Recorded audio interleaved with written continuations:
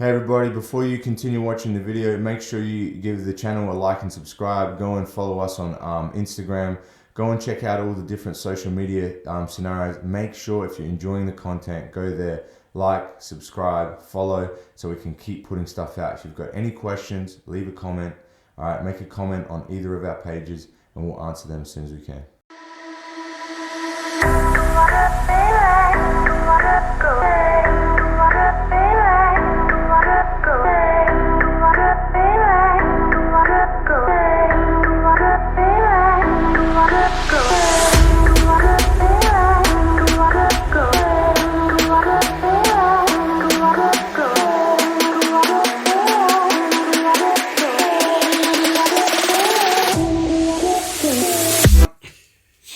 We're talking about, like you said about Muay Thai being like a bit rougher, and Jiu-Jitsu you create, you had a bit more symphony with yourself, and you felt more at home.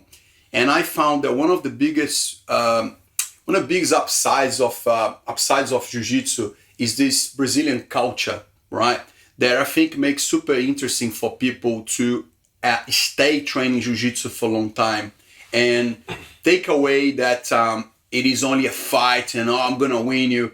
And part of the Brazilian culture, for example, I know, for example, you have mats in your home, right? So you might have people over, you go, okay, let's come for a barbecue. People come a little bit early. When you start putting the chacos on, you have a little training session. You know what I mean? You finish. If you want to have a drink, you have a drink. If you want to have an apple, you have an apple. Yeah. But you have great meat and great chat, And like that kind of lifestyle is something that I think that a lot of people miss in life, So what are your thoughts? I mean, how important it is for you that kind of Brazilian culture? You're a very charismatic guy. You make friends just everywhere you go. And how important you think that this is like here at the gym in Australia, like to bring that part of the culture to people to experience? How important you think is that for Jiu-Jitsu around the world too?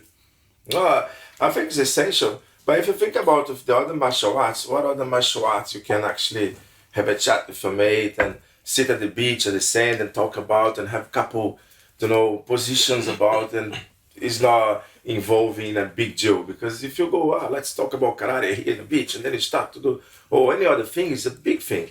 Jiu-Jitsu is a thing you can talk to a mate, and a couple of mates, you can, You can go on the floor and show a position like that. That's why we do this in home, isn't it? That's why we have a barbecue.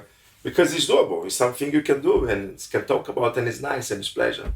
Yeah, that's interesting though. Like, why is it that those martial arts were never as I don't know, just like sociable and like open to all this like other aspect of connecting with another person and stuff like that? I don't know. I'm sure they've had barbecues and stuff before. One thing I really think, the Jiu-Jitsu in Rio de Janeiro, the environment at the gym is awesome. Yeah. Like we call resenha. Is when you finish the train and then you talk to your mates and you have a good chat.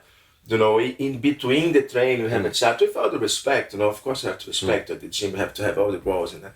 But it's a way more relaxed. It's a very relaxed environment. And I think that culture, the Brazilian Rio de Janeiro relaxed culture, it comes with Jiu-Jitsu all around the world, I think. But like, did you have the same type of like feeling when you did Muay Thai or other things as well? Not really. Yeah.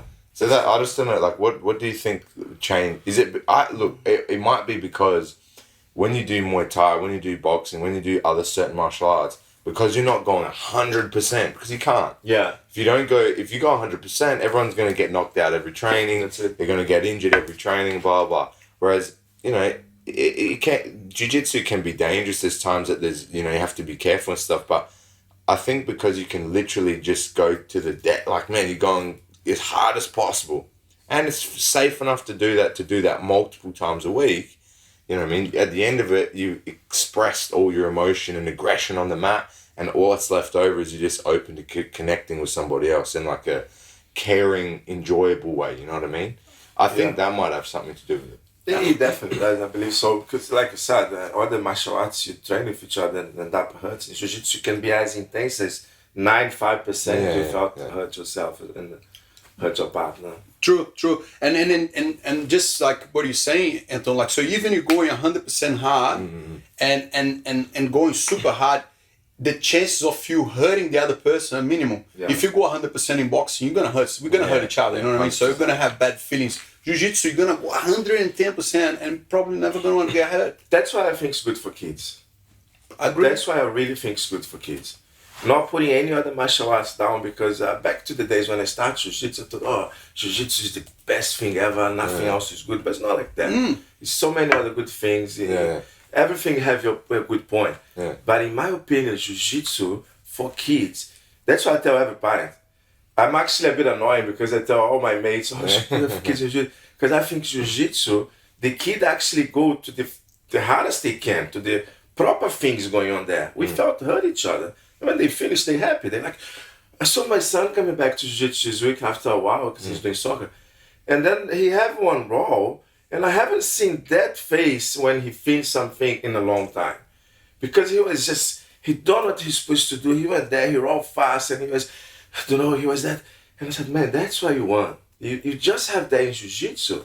Because you don't want to put an 11 years old kid to fully punch and kick someone. I don't know, people do in Thailand, but you know, we don't do this, you know, like everywhere. And in Jiu-Jitsu do it. They go to the very full intense with the little kids as normal. As probably the only martial arts to do that, I think. Well, you know, Octavio talked about this as well. Like, it's such a unique thing because, like, through all his studies and all these things that he's gone through in his life, and he has a lot of knowledge. And if, you know, anyone's interested, go and watch that podcast. But man, it's the first form of communication that you learn as a living being. Before you can talk, before you can make sounds and do all this stuff, it's through touch and feeling and stuff like that. Correct. And it's an important way for people to express themselves and express their emotion. Yeah. And I think, you know, this definitely contributes to why it's such a connecting, strong, bonded brotherhood. And like, we've had so many other people come on here and talk about how, you know, they go to another country, they can't speak anything, they go to Germany or they go here and there, and the first thing they do is go and find a gym. And they don't need to be able to speak with them. They just go and train, and they have the same connection and same enjoyment and all that. So I think it's really interesting, like his point on that. It's like your first form of communication, and you're kind of reverting back to infancy, and like you can connect with people on that level and anybody on that level, because that's how human beings behave. That's how human beings interact. Totally. You know what I mean? Thanks for watching the video, guys. Hope you enjoyed. If you did, make sure you give it a like, subscribe, and a follow. Check out all our different social media platforms. There's heaps of content coming out. There's different snippets and content on different platforms. So make sure you're on everything. And again, if it helped you out, recommend to somebody else, and hopefully it'll help them out too.